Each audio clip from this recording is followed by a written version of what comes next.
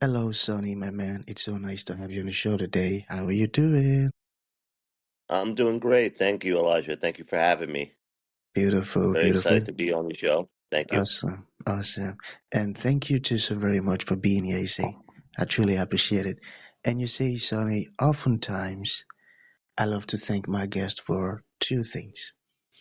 And I do this so often to the point where it has become my anthem. So firstly, I want to say, Sonny, thank you so very much for investing in yourself. You see, you are on this platform right now because you did invested in yourself. And oftentimes, my man, I love to make reference to the amazing mango tree. You see, some couple of months back, I was on a particular road, and just by the roadside, Sonny, there was this very tall, unattractive mango tree. And I use the word unattractive because the mango tree's got no mangoes on it, and the leaves were all dry. So I just walked past it and I went my way. But you see, Sonny, just recently I was on that same road.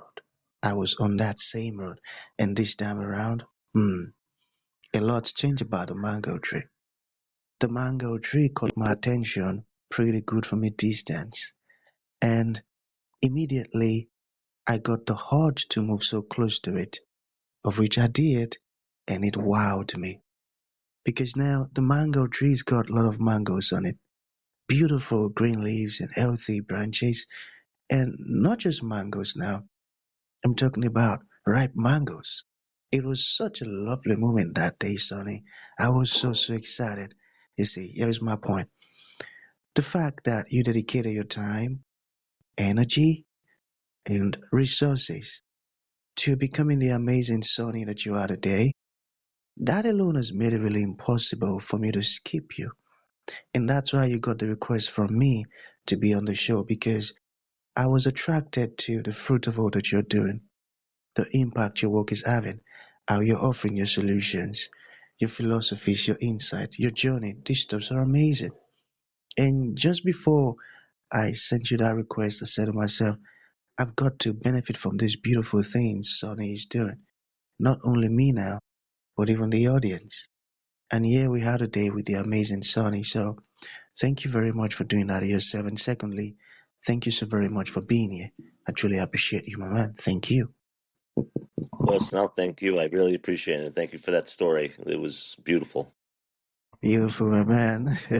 So let's get started. You see, I'm quite excited to have you on the show today, Sonny, for let's say two reasons. Firstly, my interest in knowledge seeking.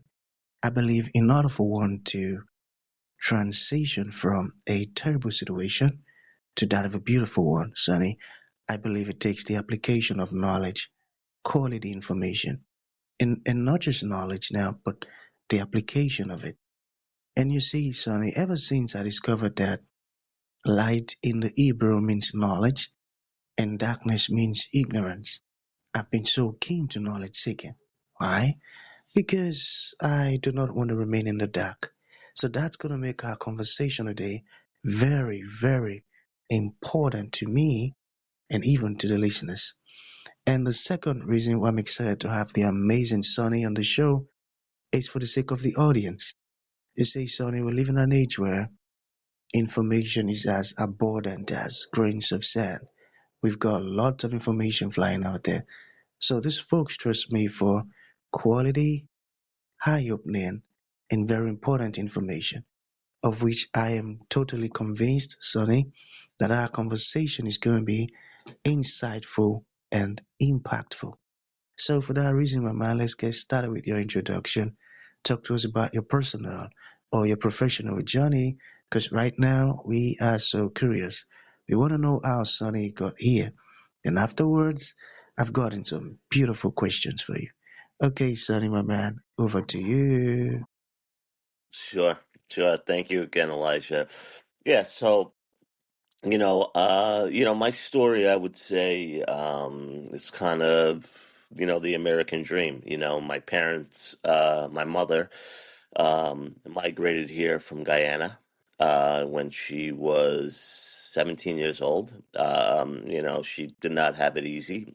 She came here by herself, and she later, met a man who, my sister's father, actually.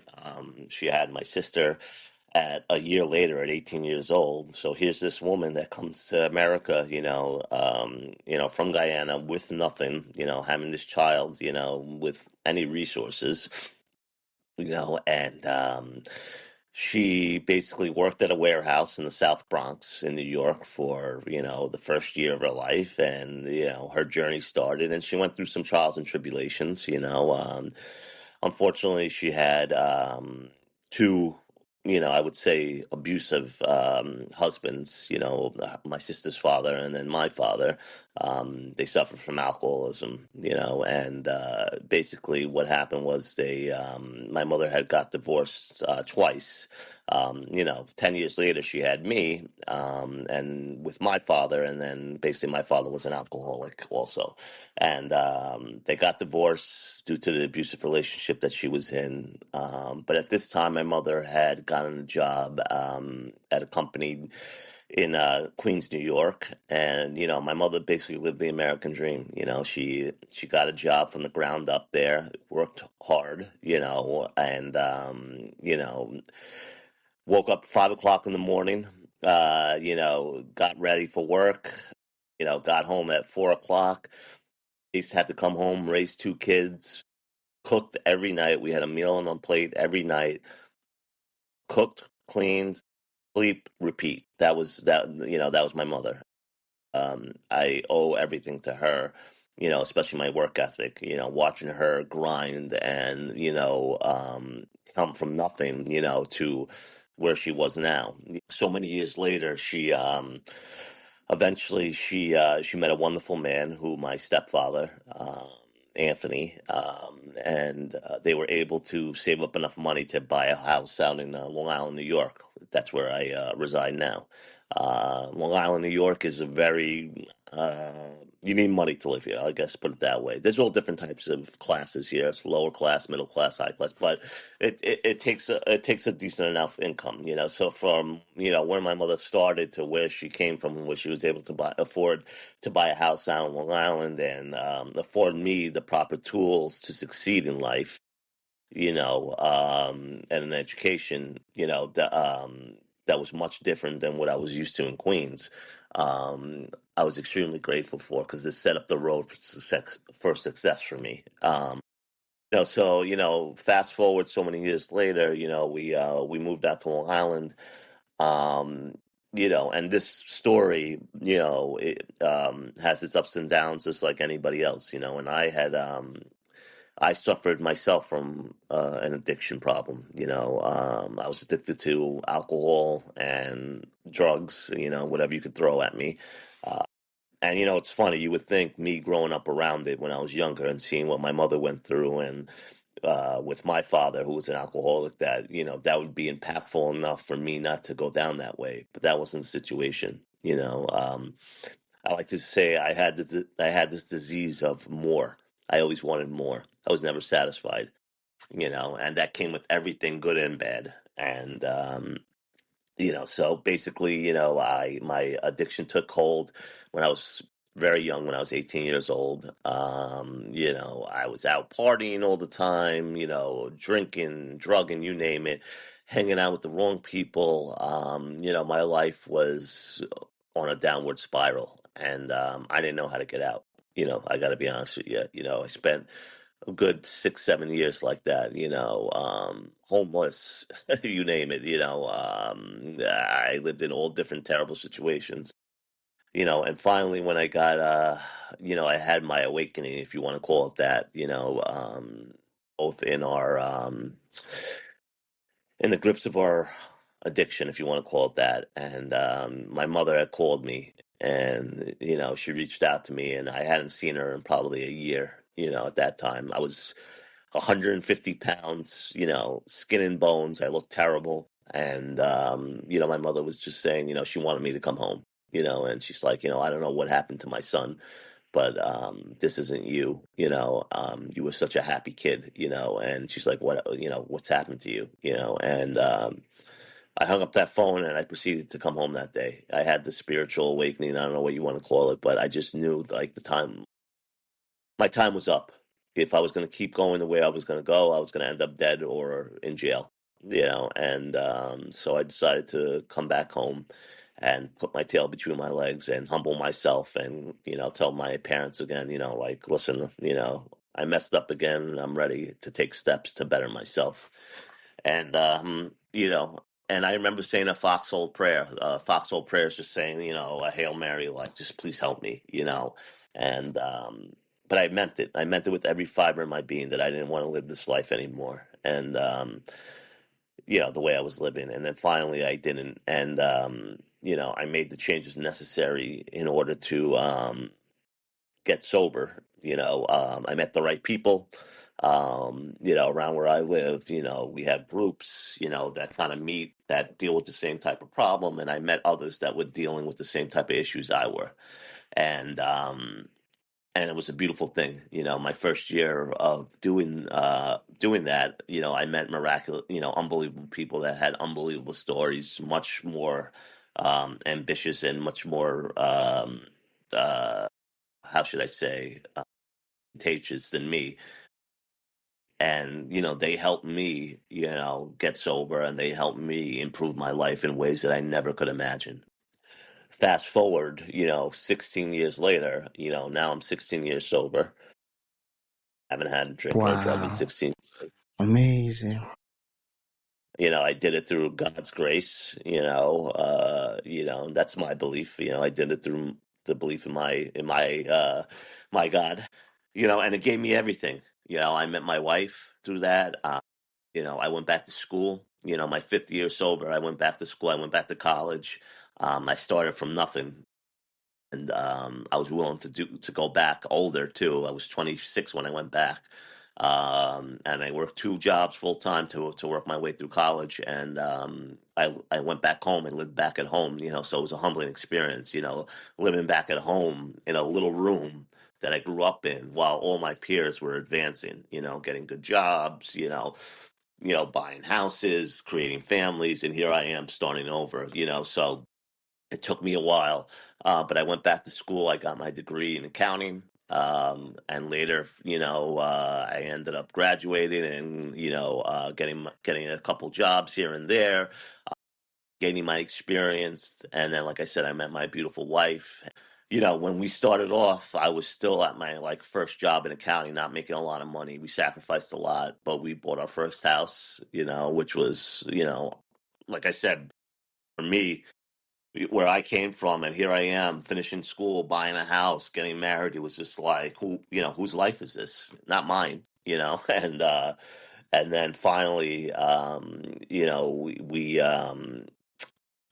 remember just saying, when are things going to start turning around for me, and it started to, and I had two beautiful children with this woman. I have a 4-year-old and a 2-year-old, two girls, and then I proceeded to get my experience, in accounting, and I opened up my own business 3 years ago, and it's now succeeded. I'm living a life that I I wouldn't trade back for anything. And the reason I did this podcast, I do podcasts, with from a business standpoint, helping other entrepreneurs get on their feet and helping other business owners, reach their financial goals.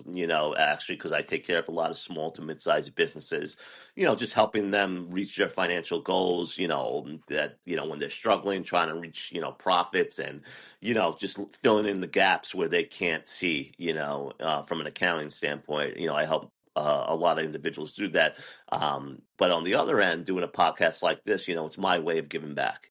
It's my way of sharing my story and giving back what was so freely given to me by others that I talked about before, who took the time and still take the time to guide me in the right direction, because I don't do this alone. I do this with God, and I do this with the power of others that dealt with the same situation that I dealt with, So I'm extremely blessed today. Like I said, I live a beautiful life today, and, I'm glad I could come on this podcast and give back and express my journey and give hope to others that, whether my mother always says, where there's a will, there's a way. and you could come back from undeniable circumstances. It doesn't matter. So, so accurate, my man. And you say, thank you for sharing the story about your mom and yourself. And the part where you talked about your mom, one thing that stood out greatly was the fact that she's got this not giving up spirit. Always, keep pushing and keep going. No matter what comes your way, you just keep going. And that's a very important mindset because not many people think like that. When life throws curveballs at us, at many of us out there, many folks just give up on life, you know. So getting to listen to that story you shared about your mom, boy, it's very inspiring. And your story, I find it filled with so much hope. And one thing that you mentioned, you said you met with the right people. And it stood out to me that when you move with the right community, your life feels right. And look at the amazing things you're doing. It's amazing. I love it. It's amazing. So I've just gotten few questions for you, and I think these are very important ones. So let us look at it from business angle now. How can business owners use their financial statements to grow? Got it? So yeah, so from a financial perspective, from financial statements, you have a profit and loss statement, right? You have a balance sheet and you have a cash flow statement. I feel like the most useful financials that a business owner can use, it's what we like to call a profit and loss statement. And basically, all a profit and loss statement is, it's just showing your income, right? I did $500,000 in revenue this month, minus your cost of goods sold, right? Cost of goods sold is, say you make, I don't know, I'm just using an example, you make this container here, right? How much did it cost for you to make? The plastic, the manufacturing, that's your cost of goods sold, right? So you would put all the products that went into and what you purchased to make this product, right? And then you have all your other expenses underneath there, right? And basically that tells you a lot of where you are financially. It will tell you your net income, which is basically telling you if you're at a loss or a gain. Right, so your profit and loss guides you a lot. There's kind of standards that people want to live by. You know, depending on what type of industry they're in. I deal with a lot of construction companies, and I deal with a lot of restaurants and real estate investors. But for the restaurants and construction companies, for example, right, their payroll, right, your payroll, you want to operate at like a 40% profit margin, meaning that 40% of your payroll represents your revenue. So basically, you don't want to surpass 40%. Of your payroll expenses, and your purchases, your cost of goods sold should be around 25-30%, right? So that leaves you now, say 30% plus 40%, you have 70% right there. That leaves you 30% profit margin. Then you have other expenses that you kind of dwindle in there, your office expenses, just miscellaneous expenses. And then you got about a 15 to 20% profit margin, right? After all your expenses are said and done. That's where you want to be, and your profit and loss statement will show you all that, and will show you what's driving your business and what's holding your business back. Awesome, awesome. Now I'm getting some free accounting lectures. It's amazing. I got that. Thank you, my man. Yeah. No, of So, course. yeah.